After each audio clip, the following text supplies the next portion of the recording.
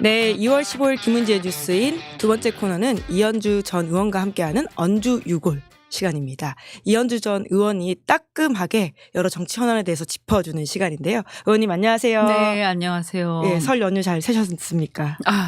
네, 바쁘게 보냈습니다. 정신없이 또 시간이 지나가죠. 네네네. 또 저희는 시아버님 수술하시고 이래가지고 뭐 여기 뛰었다 저기 뛰었다 막 남편이랑 저랑 아이고 그러시군요. 쾌차를 하시기를 또 기원하도록 네네네. 하겠습니다. 뭐 다행히 뭐 예. 그렇게 아주 힘든 그건 아니었기 때문에 다행이죠.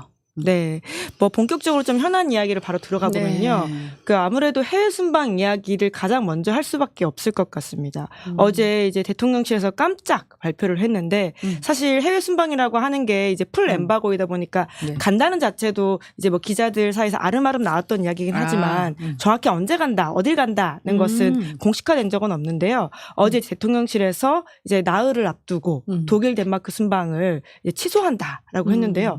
이유를 명확하게 밝히지 않아가지고 여러 뒷말이 나오고 있어요. 왜 그렇다라고 보세요? 뭐 대략 뭐 다 짐작하다시피 선거 앞두고 눈에 안 띄려고 하는 거죠. 그 지금 주어가 없는 것 같은데 김건희 여사를 말씀하시는 김건희 건가요? 여사 둘 다.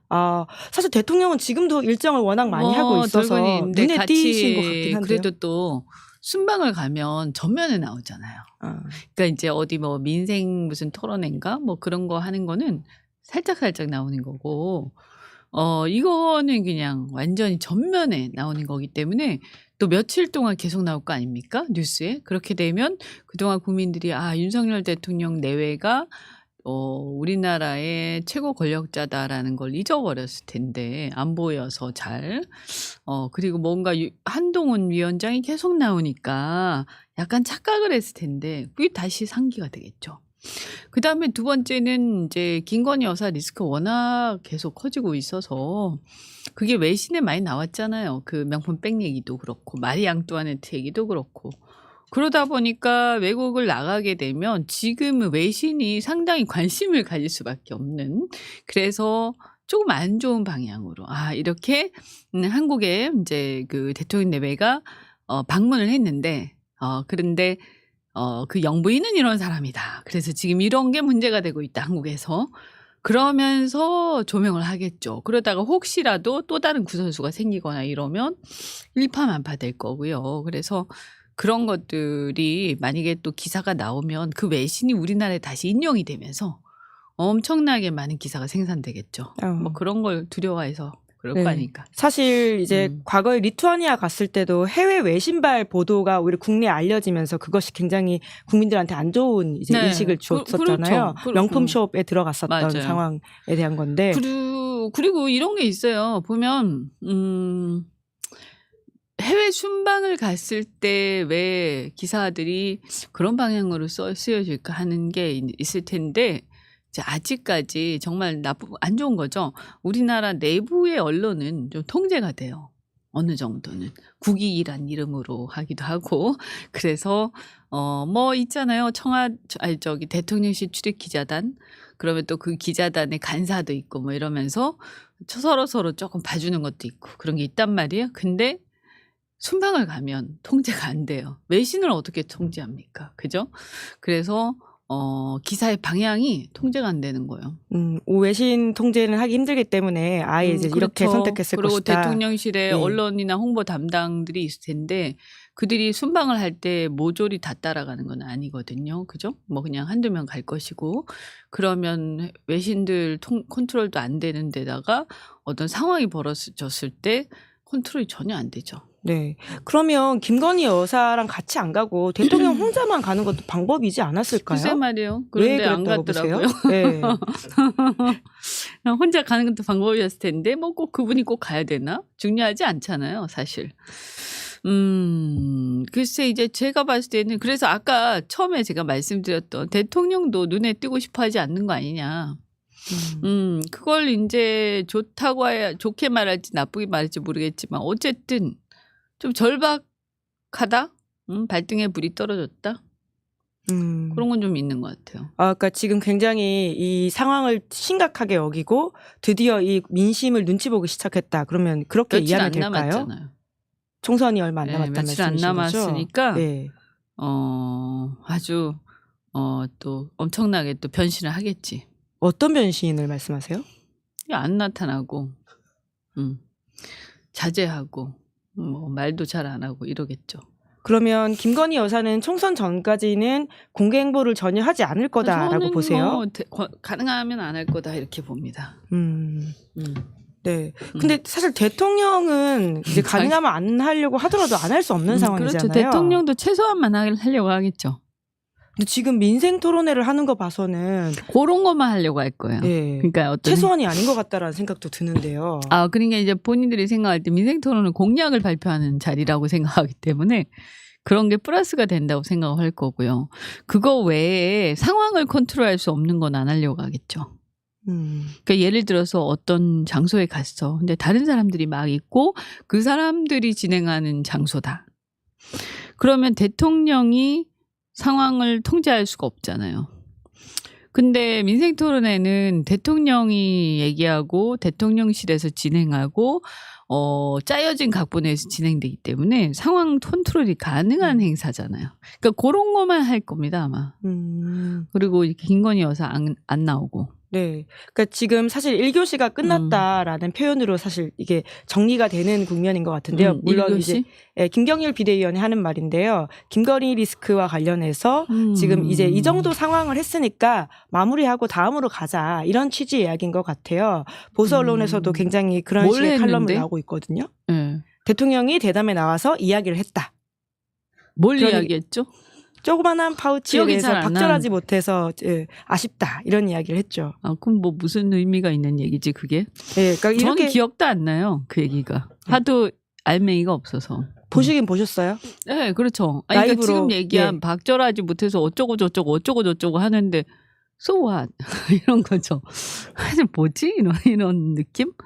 네, 그러니까 알맹이가 없잖아요. 그러니까 기억이 안 나요. 네, 지금 아마 국민들도 그럴걸요. 대통령이 인터뷰를 했어. 맞아, 했지. 그런데 뭐가 나왔더라? 무슨 얘기했지? 이러고 있을 걸 아마 국민들이. 그러면 지금 국명 전환을 하려고 한다라고 하는 것들은 그러기 쉽지 않을 거다라는 말씀이신 거죠? 아니 그러니까 잊혀짐으로써 약해질 수는 있죠. 비호가. 비호감이 막 셌는데 잊혀짐으로써 비호감이 조금 약해진다든지 그 비호감에 대한 분노의 강도가 약해진다든지 그런 과정에서 한동훈 위원장을 자꾸 내세워서 그래도 조금 더 젊어 보이고 조금 더 이렇게 뭐랄까 좀 더 이렇게 뭔가 더 스마트하게 보이고 뭐 이런 거를 좀 시도하는 것 같아요. 그러면서 대통령 지우기를 하는 거죠. 그게 될란지는 잘 모르겠으나 그런데 이제 제가 볼 때 많은 효과는 없겠지만 몇 % 정도는 효과 있지 않을까. 효과가 있긴 있을 것이다. 그러니까 어디에 있을 거냐면요. 저는 부정평가를 하는 사람들한테 효과가 있지는 않을 것 같고요. 약간 유보층? 윤석열 대통령에 대해서요? 네, 평가를 유보하는 사람들, 그 다음에 개혁신당을 지지한 사람들, 그런 사람들이 지금 개혁신당에 실망을 하고 갈 데가 없잖아요, 지금.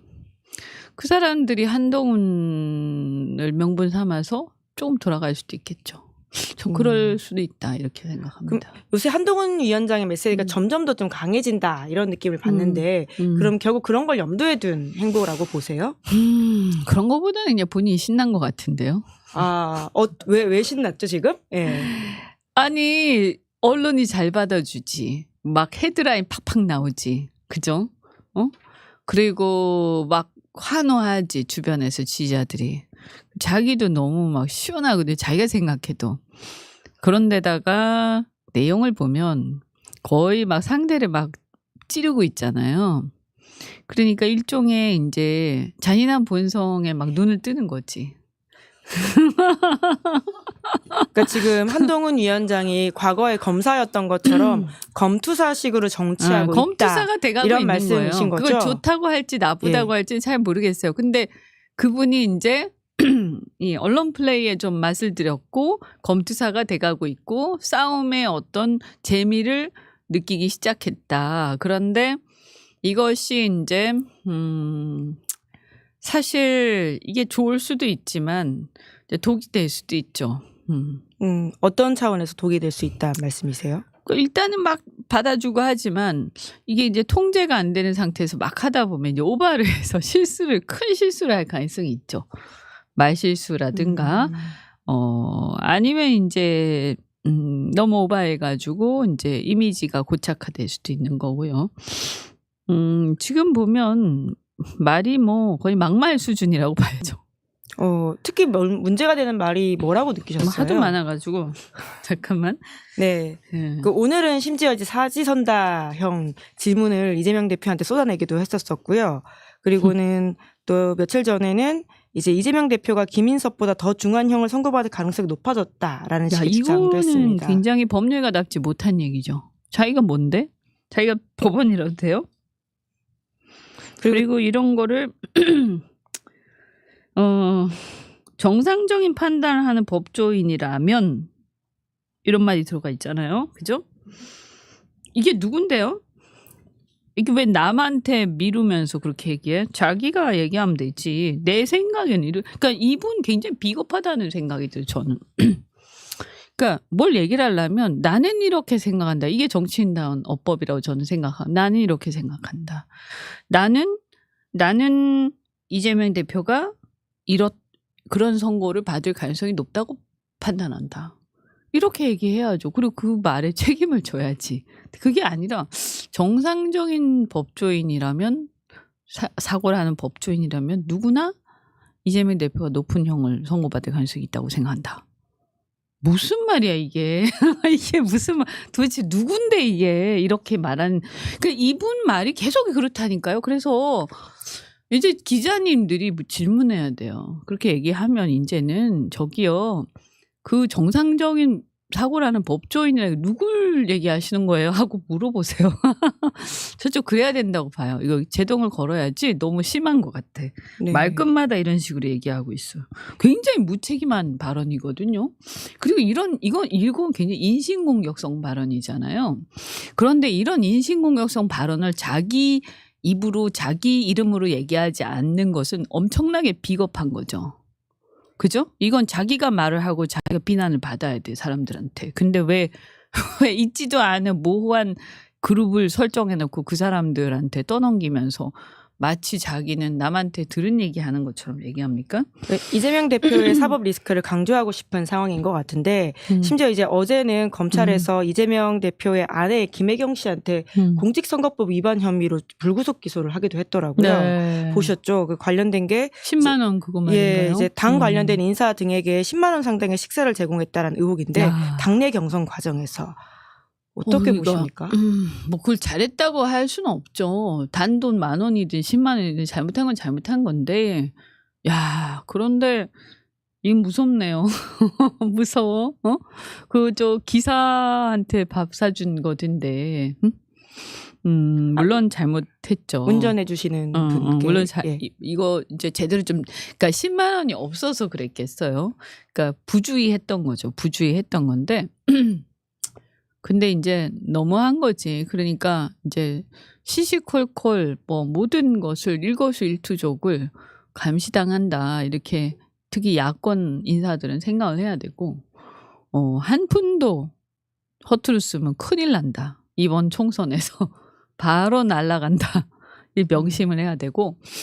그러니까 이런 걸 다 들여다보는 거 아니에요. 그죠? 근데 아니 이건 이러면서 왜 명품백은 그냥 사과도 안 하지? 그죠. 그러니까 너무 이중잣대고, 좀 문제다. 근데 이렇게 하는 걸 보면 이재명 대표를 유력한 대통령 후보로 생각하긴 하나 보다. 그죠? 10만 원 바꿔주고 이렇게 하는 걸 보면 굉장히 의식하나 보다. 이런 생각도 들어요. 견제구다라고 생각하신다는 아니, 거죠? 그러니까 그만큼 굉장히 조금 우리가 이렇게, 그냥 생각을 끼지 말고 그냥 있는 그대로 좋게 보더라도 그만큼 이재명 대표에 대해서 바라보는 눈높이가 높다 이렇게 생각할 수가 있는 거죠. 그러면 한동훈 위원장이 이재명 대표의 그 사법 리스크를 계속해서 강조하는 것은 일정 부분 선거에서 영향을 미칠 거라고 보세요? 국민의 입장에서 효과가 있다? 제가 볼 때 사법 리스크, 이재명 대표 사법 리스크는 지난번 영장 기각 이후로 조금 잦아든 게 아닌가 그래서 새로운 게 나오기 전에는 저는 뭐 이게 이미 이제 어느 정도 면역이 된 그런 사안인 것 같고요. 그래서 이제 한동훈 위원장 말에 보면 그거 말고도 뭐 보면 뭐 일종의 영주권을 얻기 위한 위장 결혼. 응? 개혁신당을 향해서 했던 말입니다. 네. 예. 그러니까 위장 통합이다 뭐 이런 얘기인 것 같아요. 그죠? 뭐 이렇게 어렵게 얘기해. 그냥 위장 통합이라고 하면 되지. 그런데 제가 봤을 때는 남들이 뭐 저도 그 통합을 그렇게 바람직한 건 아니다 이렇게 생각을 합니다. 사실은 비판도 많이 했고요. 근데 남들이 애써서 통합하고 하는데 그냥 이건 바람직하지 않다 정도로 얘기하면 되지. 위장 결혼이다. 응? 이거 이렇게 막 인신공격하는 거는 당대표 수준에서 할 얘기는 아니죠. 얘기할 수 있는데 그런 거는 이제 보면 우리 초선 때 있잖아요. 막 대변인 막 됐을 때 막 신나잖아요. 그래서 막 할 때 보면 초선 대변인 안 해봐서 모르겠지만 신나군요. 예. 아니 저 이제 초선 때 대변인 많이 했는데 그때 보면 이런 조어 있잖아. 이런 조어. 오늘 어떻게 하면 언론에 내 말이 나갈까? 그렇지. 내 이렇게 말에 한마디가 이렇게 거죠? 딱 기사 헤드라인에 딱 위장 결혼 딱 이렇게 그러면 이게 되게 기분이 좋거든요. 내 말이 먹혔어 뭐 이런 거잖아요. 그걸 보통 초선 때 대변인 하는 사람들이 많이 겪는 과정이에요. 그럼 한동훈 위원장은 지금 사실 집권 여당의 대표가 아니라 초선 대변인 같은 느낌으로 자기 메시지를 내고 있다. 이렇게 평가하시는 거네요. 잘 하고 있죠. 대변인으로서. 대변인 수준에서 아주 그러니까 톡톡 튀면서 잘하고 있다. 네, 대변인이다. 지금 대변인 약간, 수준에서. 예, 그러니까 초선 대변인 수준에서 톡톡 튀면서 잘하고 있다. 네. 당대표로서는 어떻게 보시는지요, 그러면요? 형편없죠. 네. 지금 이제 당대표로서 하고 있는 핵심 업무가 이제 소위 말하는 시스템 공천이라고 해가지고 한동훈 위원장이 지금 공천과 관련해서 적극적으로 이제 메시지도 내고 이야기를 하고 있는 상황인데요. 그렇죠. 공천과 관련해서는 뭐 그거를 이제 윤 대통령은 되게 싫어할 텐데. 왜냐면 윤 대통령 말 안 듣고 자기 마음대로 하는 것 같아. 그래서 이미 레임덕 온 거 아닌가 싶은데. 윤석열 대통령 이미 레임덕 왔다고요? 네. 왜냐하면 한동훈 위원장이 자기 공천 막 하고 있거든 지금. 그죠? 지금 하는 건 한동훈 공천이다. 라고 보세요? 그렇죠. 자기 사람 신기 마구하고 윤석열 대통령은 별로 신경 안 쓰는 느낌 아닙니까? 뭐 앞으로 더 봐야 되겠지만. 그러니까 이미 권력은 이제 한동훈 위원장은 그 전에 뭐 이렇게 굽신거리고 했지만 그냥 자기 마음대로 하고 있는 거예요. 윤 대통령이 여기서 어떻게 이 사람을 끌어내릴 수도 없고 그러니까 부글부글 하겠죠. 근데 어떻게 하겠어요? 앞으로 뭐 선거 끝나고 나서 선거 이기면 모르겠지만 지면 뭐 그 책임을 지겠죠. 한동훈 위원장이. 그렇지만 윤 대통령은 레임덕이 왔다. 그래서 이분이 신났어요. 어쨌든 아까 그 초선 그 대변인 얘기도 했지만 막 자기가 이제 물이 올랐어. 자기 사람 막 신고 또 그거를 자기 나름대로 해석해서 막 의미 부여를 하고. 응? 그런 거를 보니까 물이 올랐고 또 그게 굉장히 액티브하게 보이기 때문에 일부 좀 이렇게 어필하기도 하고 말씀드린 것처럼 개혁신당 실망한 젊은이들 중에서 또 그런 시원시원한 걸 좋아하는 사람들이 조금 이렇게 보기도 할 거예요. 제가 볼 때는. 그게 얼마나 될지 모르겠는데. 근데 다만 이렇게 한다고 해서 이게 대통령감으로 보이는 건 아니죠. 제가 말씀드린 것처럼 초선 대변인으로서 굉장히 훌륭한 걸 하고 있거든요. 그러니까 그래서 아마도 많은 사람들한테 물어보면 그래요. 똑똑해. 그 참 젊은 사람이 똑똑해. 윤석열보다 똑똑해. 이렇게 얘기해요. 그런데 대통령 글쎄 봐야지. 그런데 검증되지 않은 사람 대통령으로 뽑았다가 우리가 지금 얼마나 고생하고 있어. 이렇게들 얘기 많이 하시더라고요. 설민심은 그렇다. 네, 뭐 이렇게 한동훈을 네. 대통령감으로 보고 있거나 그건 아닌 것 같아요. 네. 근데 어제 이제 공천 관련해서 다시 좀 이야기를 이어가자면 이제 특히나 이제 석동현 전 민주평화통일자문위원회 사무처장 처장 같은 분 컷오프 되면서 이게 또 시스템 공천이냐 혹은 이제 용액관이 진짜 못 오는 거냐 이런 이야기들이 많던데요. 말씀하신 것처럼 이번 공천은 한동훈표 공천이다라는 걸 보여준다라고 이해하면 되는 걸까요? 그러니까 그냥 뭉갠 거지. 윤석열 대통령을.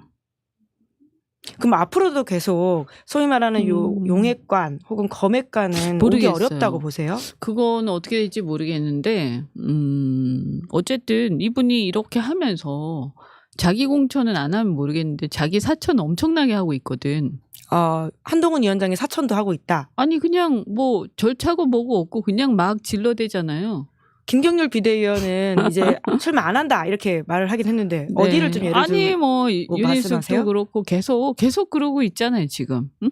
뭐 누구는 어떻게 한다 누구는 어떻게 한다 하면서 자기가 계속 얘기하잖아요. 그 공간이가 하는 거 아닌가?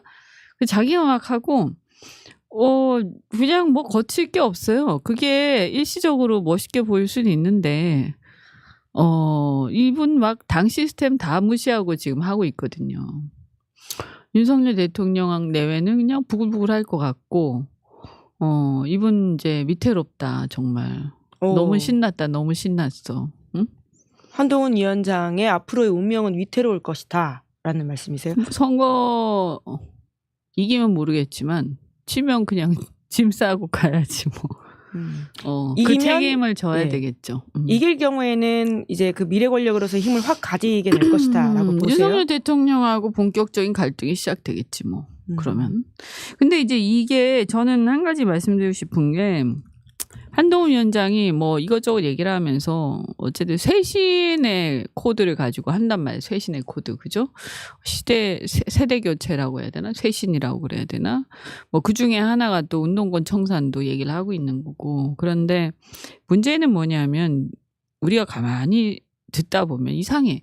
왜냐하면 똑같이 물갈이를 하고 있는데 그죠? 물갈이 한단 말이에요. 그래 중진들 물러나고 연세 드신 분들 좀 이제 양보하라고 하고 그 다음에 신인들이라든가 조금 이제 그래도 중견 또는 젊은 정치인들 위주로 이렇게 물갈이를 계속 하고 있는데 이거를 보세요. 그 한동훈 얘기할 때는 혁신이라 그래요. 근데 이재명 대표나 민주당 얘기할 때는 뭐라고 하냐면 계파 갈등이라 그래. 응? 그럼 우린 지금 뭔가 잘못된 프레임에 지금 농락당하고 있다. 응? 그러면 예를 들어서 문명 갈등이라는 게 과연 있냐라고 했을 때 친문 세력이 있나요 지금? 우리 정치권에? 그러니까 그냥 구 권력의 구 세력은 있어요. 근데 친문이랑은 있을 수가 없어요. 왜냐하면 문재인 대통령은 지금 권력이 없기 때문에 이미 끝났잖아요. 이제 권력에서 내려오셨잖아요. 그러니까 친문이라는 게 당내에서 실체가 있는 세력으로서 계파 갈등을 말을 할 수가 없는 거예요. 만약에 그렇다고 하면 그래서 뭔가 잘못된 상황인 거죠. 그거라기보다는 그냥 신구 세력의 갈등은 있겠죠. 왜냐하면 권력이 교체가 되면 항상 신구 세력은 갈등을 하면서 교체되는 것이거든요. 주류와 비주류가 있지 지금. 그렇죠. 네, 그러니까 친명과 비명은 있을 수 있죠. 네, 그리고 하지만, 더 나가서 대통령 후보가 바뀌고 대표가 바뀌고 하는 과정에서 신구 세력 간에 당연히 어떤 경쟁이 있는 거죠. 갈등도 있고. 그래서 예를 들면 뭐 친윤과 친한 사이에 어떤 뭐 갈등까지는 아니고 대립 뭐 또는 이제 전선 이런 게 있을 수 있는데 우리가 친윤 친한이 분명히 다르고 지금 보면 친한이 득세하는 분위기 아니고 그죠? 그런데 이것을 윤한 갈등이라고 얘기하는 사람이 없잖아요 언론에서. 시사회는 열심히 지적하고 있었습니다. 네. 저희가 그러니까. 2차 갈등은 언제로 할 것 같냐 이런 질문 안 그래도 드리려고 했었는데. 예. 아니 그러니까 그런데 계속 이제 보면 조중동이라든가 종편을 중심으로 이 문제를 갖다가 쇄신 또는 혁신 또는 세대교체 이렇게 계속 얘기해. 그러면 일관되게 적용해야지 민주당에 대해서도 그렇게 얘기를 해야 되는 거예요. 그러면서 그 세대교체 속에서 갈등과 그런 게 지통이 있는 거죠. 그런데 이것을 계파 싸움으로만 보는 것은 그런 논리로 따지면 어떤 당이 물갈이를 할 수 있나요? 물갈이 못하죠. 그죠? 신구 세력의 어떤 교체를 전부 계파 갈등으로 몰아가면 어떻게 물갈이를 하나요? 못하는 거예요. 그러니까 그 이면에는 언론의 그 일부 언론의 프레임의 그 이면에는 굉장한 의도와 기획된 것이 있다라고 저는 보는 거죠. 프레임 같은 게. 응? 그래서 우리가 이 기사나 사안들을 볼 때도 아주 날카롭게 봐야 된다. 똑똑한 시민들은.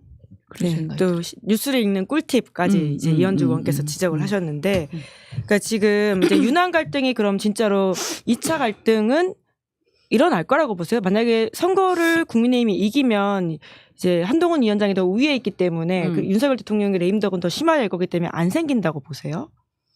아니, 더 심해지겠죠. 왜냐하면 윤 대통령이 몰락하면 여당이 같이 몰락하는 거 아니에요.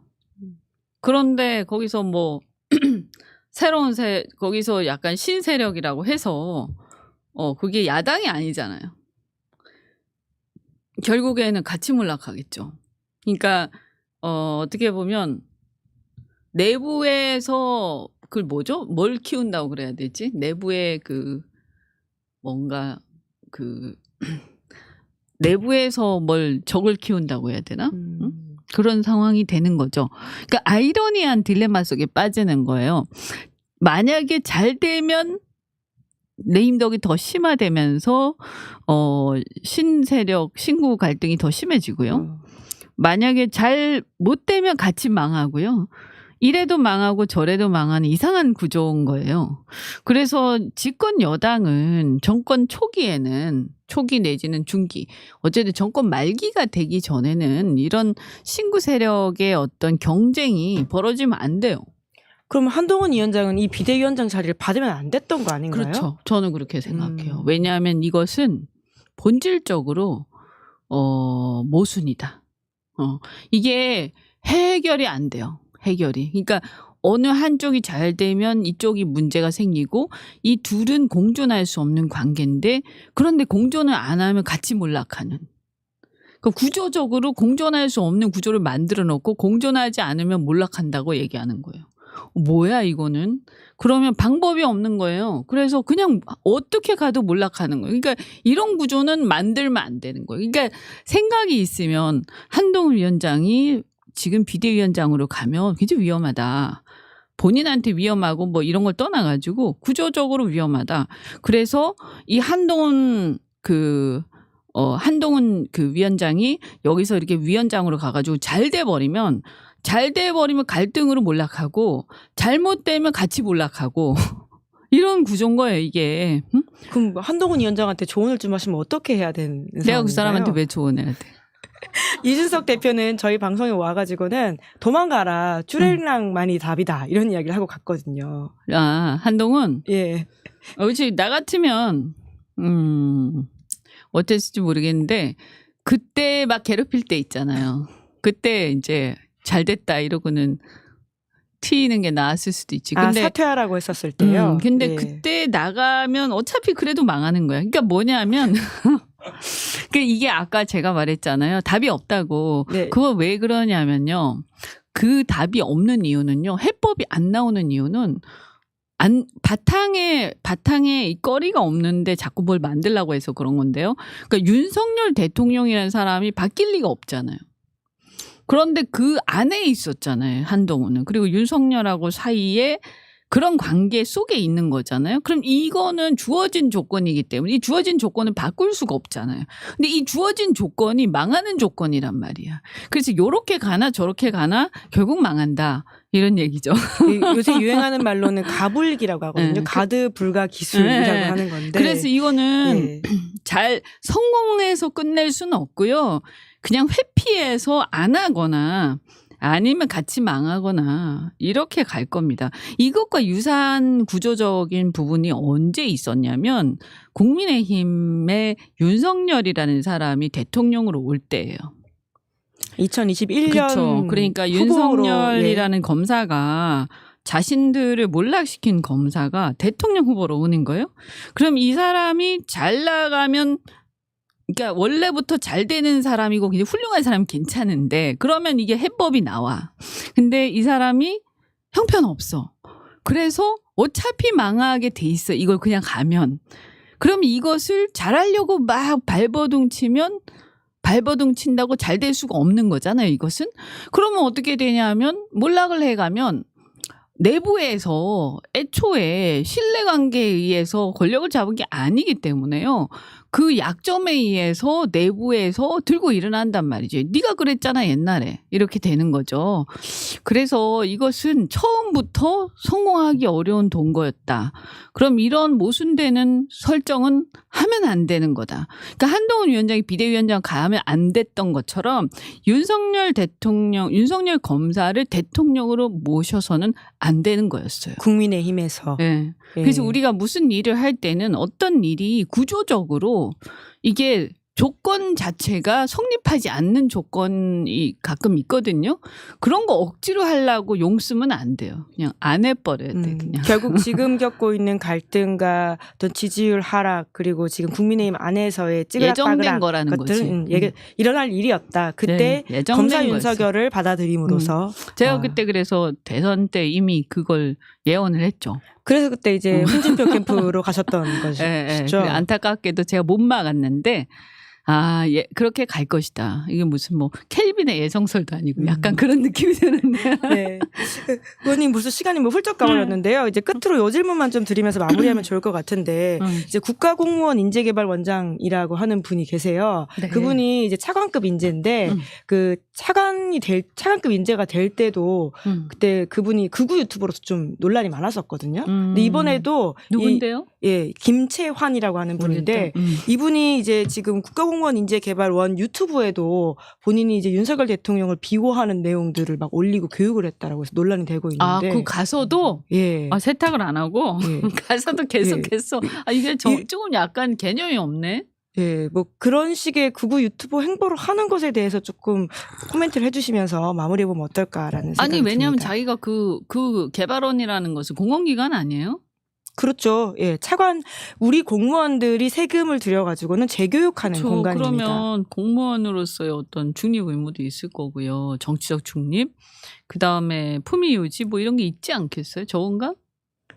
예, 지금 저희가 프롬프터에 보여드리고 있는데, 예, 굉장히 스타일 자체가 우리 공무원분들이 재교육하기 위해서 볼 만한 영상일까. 대통령. 예. 와, 엄청나게 빠네.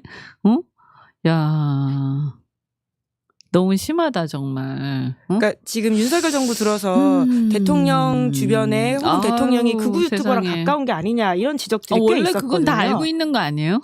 정말 사실인가요? 예, 지금까지도 그렇다. 가깝다는 게 예. 뭐 개인적으로 막 친밀할지는 모르겠어요. 근데 굉장히 널리 이용하는 것 같아요. 그걸 애용도 하고 그것을 은근히 좀 이렇게 유도하는 그런 것도 있고 또는 발언들이나 그런 거 자주 보는 것 같아요. 뭐 저분이 이제 정치 경험이 짧고 이제 그러다 양식이나 이런 것들이 이제 한계가 있다 보니까 여러 가지 유혹에 쉽게 넘어가는 거죠. 그러니까 이 노련하고 정치 경험이 많은 사람이라면 뭐 예를 들어서 극우 유튜브를 보든 극자 유튜브를 보든 잠깐 그런 얘기를 했든 그 사람의 중심은 안 흔들리거든요. 그런데 이제 이게 짧은 사람들은 중심이 막 흔들리는 거지. 그래서 그래서 위험한 거죠. 그래서 위험한 거죠. 이상한 의사결정을 할 수 있는 거. 이상한 의사결정. 그러니까 뭐든지 볼 수 있지만 다양한 경험이 없기 때문에 저기에 대한 판단이 굉장히 제대로 되지 못하게 할 수 있다. 예. 그러니까 이거 사람은 다 경험할 수 있고 저는 경험을 많이 하는 게 좋다고 봐요. 그리고 뭐 보지 말라고 할 수는 없어요. 근데 그걸 보더라도 자기가 흔들리지 않으면 되는 거지. 그죠? 근데 주관이 뚜렷하지 못하고 자기 생각이 정리돼 있지 않은 굉장히 초보적인 정치 단계에서 보면 계속 흔들리거든요. 그러니까 이분이 그런 것 같아. 이렇게 되게 위험하다. 그러면 이 어떤 의사결정을 하는 데 있어서 기준이 왔다 갔다 하기 마련이고 그래서 의외의 이상한 의사결정을 할 수 있는데 대한민국의 모든 것을 쥐고 있는 대통령이 이런 상태다라고 하면 사실 굉장히 위험한 거죠.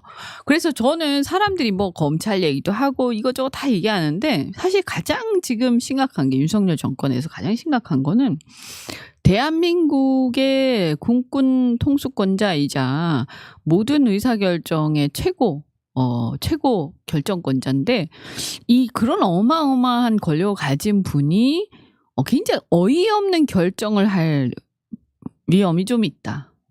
그러면 우리 그 결정에 따라서 우리의 생명과 재산과 모든 것들이 왔다 갔다 할 수 있는데 야, 이거 어떡하지? 그걸 어떻게 막을 것인지 지금 외교를 보더라도 이미 그분은 굉장히 많은 사고를 치셨어요. 러시아라든가 중국하고 우리가 뭐 좋게 지낼 수는 없지만 지금 이런 환경 속에서 그런데 완전히 지금 적대적인 관계가 되면서 우리가 어떻게 보면 트럼프가 이제 만약에 미국에서 대통령으로 선출이 되면 북한하고 직거래를 할 가능성이 있는데요. 그랬을 때 우리는 외교적으로 또는 안보적으로 고립될 우려가 있죠. 미국도 이제 우리하고 얘기 안 하고 중국, 러시아, 북한 다 우리를 왕따를 시키면 우리는 그냥 고립이 되는 거예요. 한반도 여기 끄트머리에서. 그랬을 때 우리한테 미칠 안보적 위기, 경제적 위기 이건 누가 책임지냐. 그때 되면 아무도 책임 안 지지 않을까. 이런 생각이 들기 때문에 저는 야당이 선전을 해서 견제를 해야 된다 할 때 가장 중요한 게 이런 점이에요. 사실은 뭐 다른 것도 중요하지만 뭐 검찰 다 중요한데 어쨌든 내 생명과 우리 가족의 생명, 그다음에 나와 우리 가족 또 주변 사람들의 어떤 재산 이런 아주 근본적인 생존의 문제 이거가 흔들리면 안 되잖아요. 근데 저는 윤석열 대통령이 물론 저의 기후이길 바라지만 그게 좀 흔들릴 수 있는 굉장히 신뢰할 수 없는 리더다. 이게 걱정되는. 그래서 야당이 많이 당선이 돼야 된다. 그래서 저는 민주당도 이런 것들을 부각시켜야 된다. 왜냐하면 국민들이 볼 때 뭐 검찰 이런 것도 중요하지만 뭐 핸드백 이것도 중요하죠. 하지만 그것보다는 당장 우리의 어떤 목전에 저 사람이 저런 의사결정을 한단 말이야. 그 위험한 의사결정을 대통령이 어디까지 할 수 있는지를 국민들이 아셔야 되거든요. 갑자기 전쟁을 할 수도 있다 이런 취지의 말씀이신 건가요? 그러니까 이게 전쟁이 예를 들어 국지전 같은 게 생겼을 때 확전될 우려가 있다. 의사결정을 잘 못해서 그런 거라든지 우리가 그동안 굉장히 오랫동안 공을 들여서 쌓아온 무역관계가 일시에 무너지고 있잖아요. 지금 현재. 위기관리 능력이 부족하다. 그렇죠. 그래서 지금 보면 경제도 사실은 지금 나빠진 게 세계가 다 나쁜 게 아니에요. 다른 나라들은 주식시장도 좋고 미국 굉장히 잘 나가요 지금. 근데 우리만 지금 이러고 있는 거예요. 그럼 그건 뭐지? 했을 때 이런 어떤 무역관계를 제대로 관리하지 못한 것들 그다음에 국내적으로도 사실은 어떤 제대로 이렇게 위기를 관리하지 못한 여러 가지가 쌓여가지고 전 이 상황이 오고 있다. 물론 원래 상황도 안 좋았지만 거기 더 심화시키고 있다. 이런 생각하거든요. 그러면 누가 책임지냐 이거지. 그래서 야당이 이런 것들을 꼭 콕콕 집어서 얘기를 하면서 국민들이 최소한의 어떤 견제가 필요하다라는 거에 대해서 저는 공감을 좀 해야 되지 않나 하는 생각이 들어요. 네. 마지막에 우리가 반드시 알아야 될 중요 쟁점 포인트까지 짚어주셔가지고는요. 또 댓글창에서도 많은 분들이 또 동의한다라는 식의 이야기를 걱정돼요. 해주고 계십니다. 미치겠어 정말. 네. 3년간 어떡하지? 뭐 이런 거. 네, 진짜 평화만이 우리의 길인데 이제 참 여러 가지 생각이 들게 해주는 지점들을 지적해 주셔서 감사드리고요. 의원님 이번 주 저희 코너는 여기까지 이야기 나누면 될 것 같습니다. 네, 수고 많으셨습니다. 네, 고맙습니다. 네, 김은지의 뉴스인 2월 15일 준비한 방송 여기까지입니다. 내일은 오후 5시에 김만권 박사와 함께 정치하는 인간이 찾아오고요. 저는 다음 주 월요일에 뵙겠습니다. 오늘 방송도 재밌게 보셨다면 구독, 좋아요, 알림 설정 부탁드립니다. 감사합니다. 시사인이 만드는 정치 라이브 김은지의 뉴스인 매주 월요일부터 목요일까지 오후 5시에 생방송됩니다.